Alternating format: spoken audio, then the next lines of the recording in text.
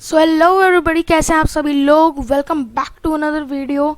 So ABS, EBD and like ऐसे बहुत सारे वर्ड्स जैसे मफलर, कार्बोरेटर एक्सेट्रा, ऐसे आपने बहुत सारे वर्ड्स मैकेनिक्स के मुंह से सुने होंगे या गाड़ी खरीदते वक्त उनके फीचर्स एंड स्पेसिफिकेशंस में सुने होंगे, बट आप सोचते होंगे कि इनका मतलब क्या होता है। सो आज इस वीडियो के अंदर मैं आपको इन्हीं वर्ड्स का मतलब बताने जाऊँगा एंड ऐसे और भी वर्ड्स होंगे। So let's get started.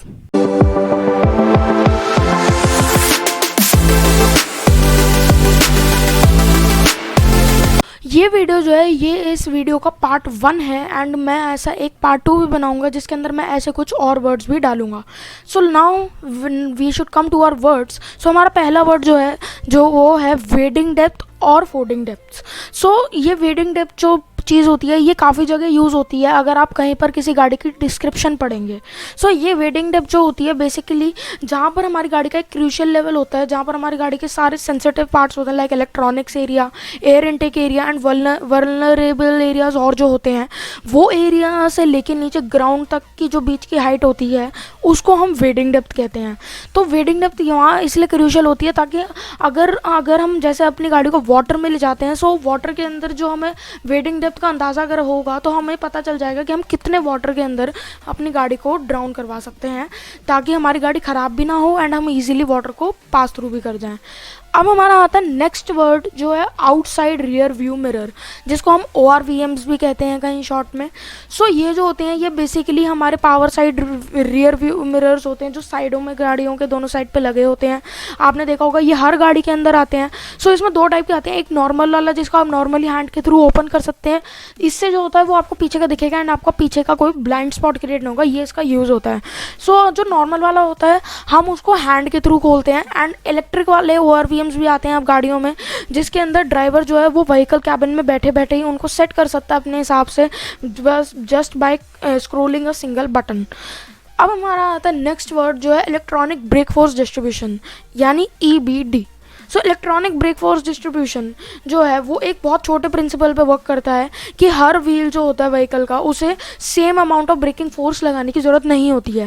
Because same amount अगर ब्रेकिंग फोर्स लगेगा तो दैट मीन्स अगर हम बहुत ज़्यादा तेज़ ब्रेक लगा दें so same amount of braking force लगने से चारों टायर्स पे काफ़ी असर आ सकता है एंड आपकी गाड़ी के सस्पेंशन में प्रॉब्लम भी आ सकती है।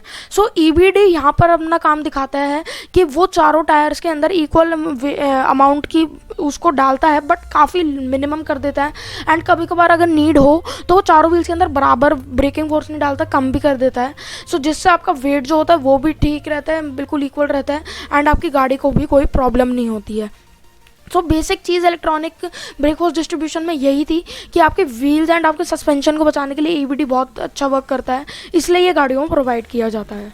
अब हम आते हैं हमारे नेक्स्ट पे जो है एंटी लॉक ब्रेक सिस्टम यानी ABS।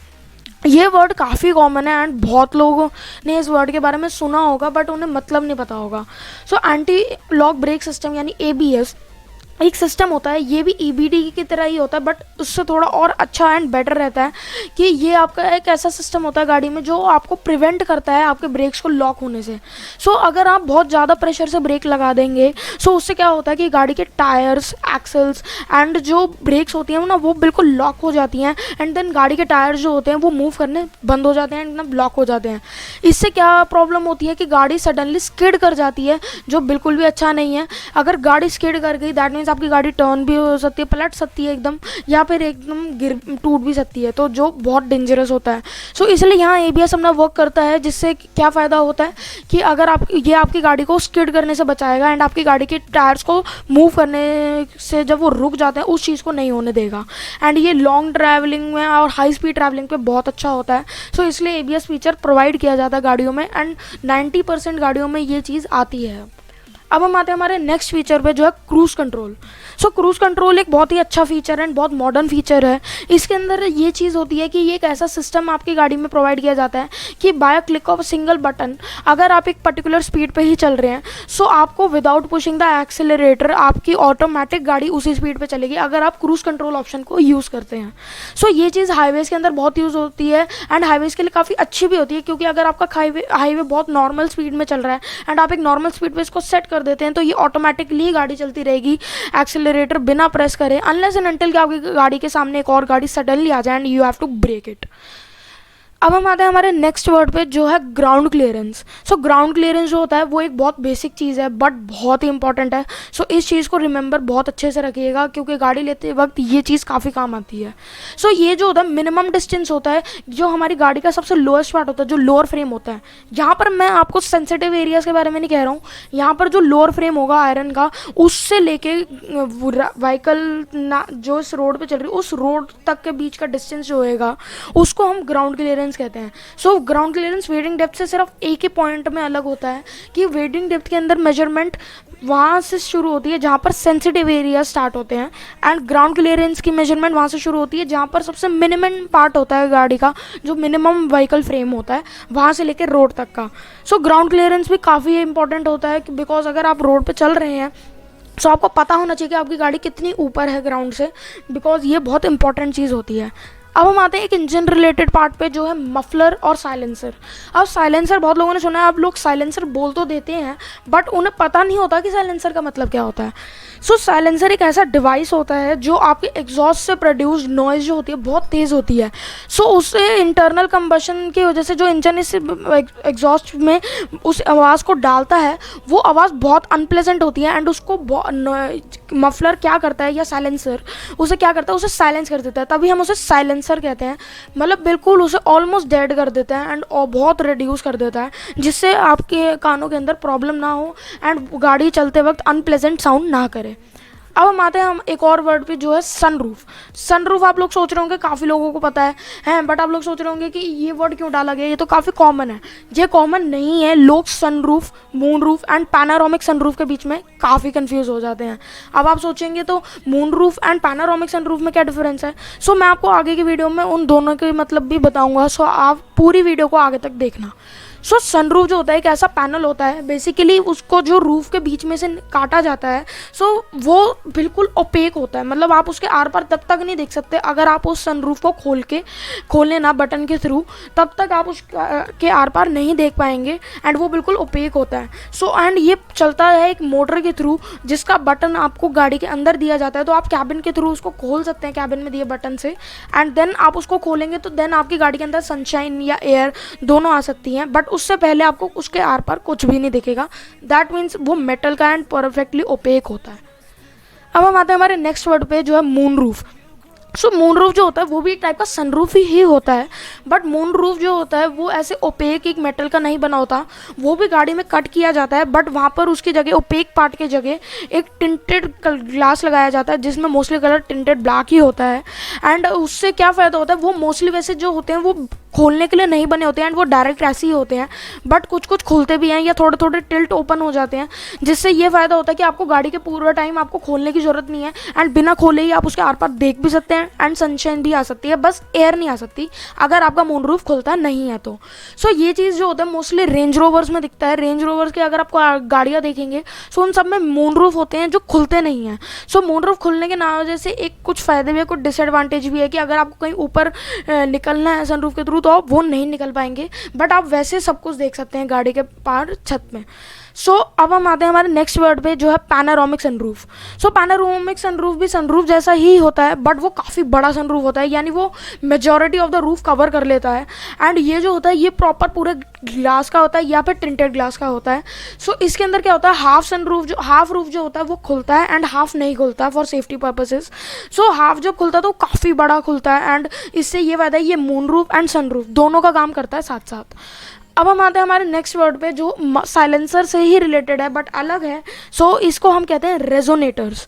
सो रेजोनेटर्स जो होते हैं वो व्हीकल की इंजन साउंड्स को ही घटाते हैं जैसे मफलर्स, बट जब इन्हें रेजोनेटर को मफलर के साथ कंबाइन करा जाता है सो ये एक प्लेजेंट साउंड रखते हैं इंजन की, ताकि वो कानों में अनप्लेजेंट ना लगे एंड गाड़ी चलते वक्त आपको अच्छी ना लगे। तो ऐसा कुछ नहीं होगा, वो उस चीज़ को घटा के बिल्कुल ऐसा प्लेजेंट कर देते हैं ताकि आपको पता भी नहीं चले कि गाड़ी में इंजन आवाज़ कर रहा है।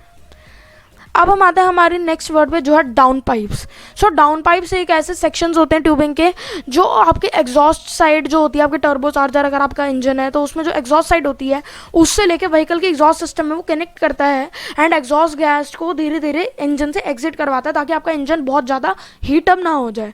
सो डाउन पाइप्स में ऐसे कन्वर्टर्स होते हैं जो हार्मफुल गैसेस के एमिशन को बहुत कम कर देते हैं जब आपका इंजन वर्क कर रहा हो। सो ये काफ़ी अच्छी चीज़ है एंड ये हर इंजन में मोस्टली पाई जाती है अगर आपका टर्बो चार्जर है। नॉर्मल इंजन में थोड़ा कम होता है बट होता है। सो इस फोटो के अंदर आप देख सकते हैं डाउन पाइप कुछ ऐसी दिखती है। So one part is connected to the turbo charger exhaust system and other is to the engine exhaust system. Now we come to the unibody. So unibody एक ऐसा वर्ड है जिसके बारे में लोगों ने कम सुना है बट बेसिकली इसी के बेसिस पे एक गाड़ी को बनाया जाता है। सो यूनिबॉडी जो होती है वो एक सिंगल मोल्डेड यूनिट होती है, मतलब उसमें कोई जॉइंट्स नहीं होते, वो एक सिंगल यूनिट होती है प्रॉपर, जिसकी वजह से आपकी गाड़ी का बॉडी वर्क किया जाता है। जैसे आप इस फोटो में देख सकते हैं ये एक कार की प्रॉपर यूनिबॉडी है एंड इसके अराउंड ही सारा बॉडी वर्क होगा जिससे ये कार पूरी प्रॉपर रेडी हो जाएगी। सो यूनिबॉडी हम इसी को कहते हैं। एक और तरह का आता है हमारा जो होता है लैडर फ्रेम। सो ये भी एक तरह का ऐसा फ्रेम डिज़ाइन ही होता है बट ये दो पैरेलल सेक्शंस क्रिएट करता है जो रियर से लेके फ्रंट तक जाते हैं व्हीकल के एंड इसके अंदर जो है लॉन्ग सेक्शंस को शॉर्टर सेक्शन से कनेक्ट किया जाता है ताकि ये एक लैडर की तरह तो दिखता ही है बट ये एक बहुत अच्छे फ्रेम का काम भी करता है। बट ये नॉर्मल ऑटोमोबाइल्स में आपको कम दिखेगा मोस्टली, बट ये ज़्यादातर आपको पिकअप ट्रक्स अगर आपने देखे हैं तो पिकअप ट्रक्स के अंदर ये फ्रेम बहुत यूज़ किया जाता है। यहाँ आप देख सकते हैं ये एक लैडर की जगह दिख रहा है इसलिए हम इसको लैडर फ्रेम कहते हैं एंड ये कनेक्टेड है, इंटरकनेक्टेड है सारा एंड ये दोनों पैरेलल है एंड यहाँ इंजन प्लेस्ड है। सो ये मोस्टली पिकअप ट्रक्स में ही पाया जाता है क्योंकि पिकअप ट्रक्स में ये काफ़ी कामयाब है ये फीचर एंड वो यूनिबॉडी जो है वो मोस्टली नॉर्मल ऑटोमोबाइल्स में दिखता है। अब हम आते हैं हमारे नेक्स्ट वर्ड पे जो है कार्ब्यूरेटर। सो कार्ब्यूरेटर जो होता है वो एक ऐसा डिवाइस है जो आपके एयर एंड फ्यूल को इंटरनल कंबशन करते वक्त मिक्स कर देता है ताकि आपका एयर फ्यूल रेशो जो है वो कंबशन करते वक्त बिल्कुल प्रॉपर रहे एंड आपके इंजन में कोई प्रॉब्लम ना आ जाए। अब हम आते हैं हमारे नेक्स्ट वर्ड पे जो है फ्यूल इंजेक्शन। सो फ्यूल इंजेक्शन एक ऐसी चीज़ होती है कि जो ये एक ऐसा पार्ट डाला जाता है गाड़ियों के इंजन में जिससे फ्यूल जो और गाड़ी में डाला जाता है उसको ये इंजन के अंदर इंजेक्ट करता है, इसलिए हम इसको फ्यूल इंजेक्शन कहते हैं। तो ये काफ़ी बेसिक सी चीज़ थी। अब हम आते हैं हमारे कुछ ड्राइव मोड्स पे। इस चीज़ में काफ़ी लोगों को प्रॉब्लम होती है, काफ़ी लोग बीच में कंफ्यूज हो जाते हैं। FWD AWD ये सब क्या चीज़ें होती हैं। सो फ्रंट व्हील ड्राइव यानी FWD, फ्रंट व्हील ड्राइव जो होती है वो इंजन के पावर को दोनों फ्रंट व्हील्स में डालती है वो भी इक्वली एंड रियर व्हील्स जो होते हैं वो विदाउट पावर नॉर्मली मूव करते हैं। So front wheel drive automobiles कम आती हैं compare to rear wheel drive, but front wheel drive के अंदर ऐसा ही होता है कि इंजन से सीधा फ्रंट व्हील्स में दोनों में पावर प्रोड्यूस की जाती है एंड रियर व्हील्स को नॉर्मली मूव कराया जाता है। अब हम आते हैं हमारे नेक्स्ट ड्राइव पे जो है रियर व्हील ड्राइव। सो रियर व्हील ड्राइव के अंदर ऑब्वियस नेम से पता चलता है कि इंजन की पावर जो है वो सीधा रियर व्हील्स के अंदर जाती है एंड फ्रंट व्हील्स जो होते हैं वो नॉर्मली मूव कराए जाते हैं। आजकल के ऑटोमोबाइल्स के अंदर सबसे ज़्यादा यही वर्क करता है अनलेस एंड अनटिल कि अगर आपकी गाड़ी में AWD या 4WD हो, जो मैं आपको आगे समझाऊंगा। सो रियर व्हील ड्राइव जो होता है उसके अंदर बेसिकली इंजन से दोनों टायर्स के अंदर रियर में आपको प्रोड्यूस की जाएगी पावर एंड दोनों इक्वल रहेंगे, बट फ्रंट व्हील जो होंगे वो विदाउट पावर नॉर्मली ही मूव करेंगे।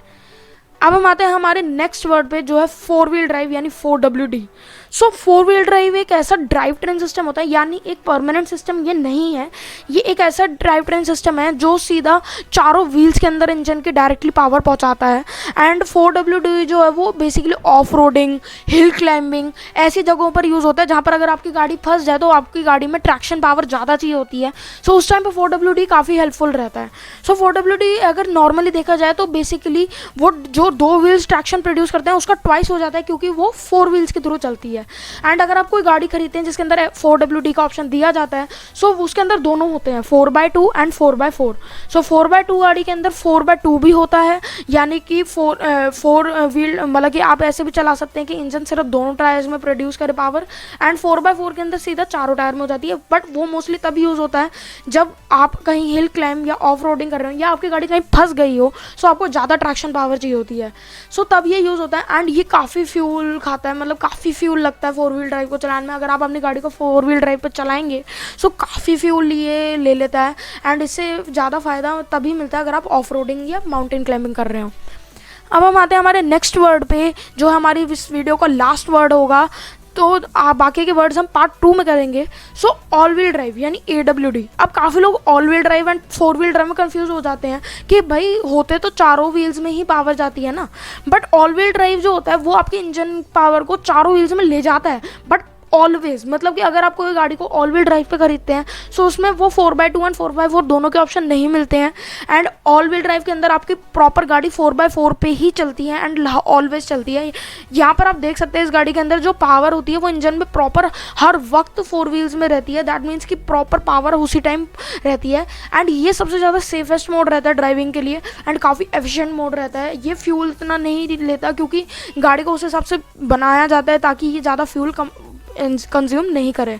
सो 4 व्हील ड्राइव जितनी पावर भी नहीं प्रोड्यूस करते ऑल व्हील ड्राइव ट्रेन वाली सिस्टम्स, क्योंकि 4 व्हील ड्राइव जो होता है वो proper off roading and hill climbing के लिए बनाया गया है, बट ऑल व्हील ड्राइव जो है वो नॉर्मली कार्स के लिए चलाया गया है। तो इसलिए नॉर्मल कार्स के कंपैरिजन में अगर 4 व्हील ड्राइव को देखा जाए तो वो काफ़ी ज़्यादा पावर प्रोड्यूस करता है ऑल व्हील ड्राइव के कंपैरेटिवली। तो इसलिए ऑल व्हील ड्राइव को 4 व्हील ड्राइव से कंपेयर नहीं करा जा सकता। सो आज के वीडियो में हमारे इतने ही वर्ड्स थे।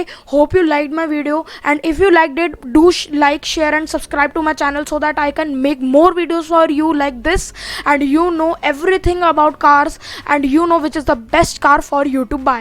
मैं इस वीडियो को एक पार्ट 2 भी बनाऊंगा जिसके अंदर मैं और ऐसे अच्छे अच्छे वर्ड्स डालूंगा एंड और अलग अलग कॉम्प्लेक्स वर्ड्स भी डालूंगा ताकि आपको पता चल जाए कि गाड़ी खरीदने से पहले इन वर्ड्स का मतलब होता क्या है। सो तब तक के लिए हम आज ही बाय बाय करते हैं एंड सी यू